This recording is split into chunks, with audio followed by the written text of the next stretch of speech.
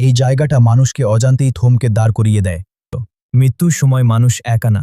যারা আজ মাটি খুঁড়ছে কাল হয়তো অন্য কারো জন্য একই কাজ করবে। আজ অনেক দিন পর কবরস্থানে যাওয়া হলো, কারণ একজন মানুষ মারা গেছেন, তার কবর খোঁড়ার কাজ শুরু হয়েছে। কবরস্থানে ঢুকতেই মনে হলো চারপাশের শব্দ হঠাৎ কমে গেছে। বাইরের পৃথিবী যেমন কোলাহলপূর্ণ, এখানে ঠিক তার উল্টো। এক ধরনের নীরবতা যা জোর করে নয়, স্বাভাবিকভাবেই তৈরি হয়। চারদিকে তাকিয়ে দেখি অনেক কবর। কিছু একেবারে নতুন, মাটির রং এখনও তাজা।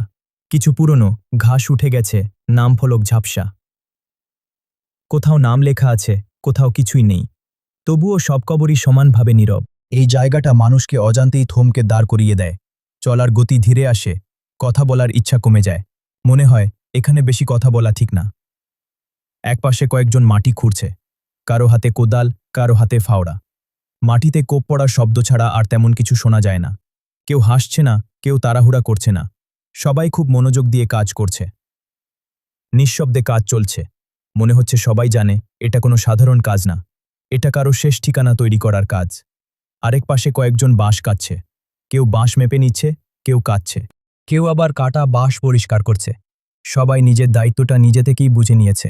এখানে কেউ কাউকে আদেশ দিচ্ছে না। কেউ বলছে না এটা করো, ওটা করো।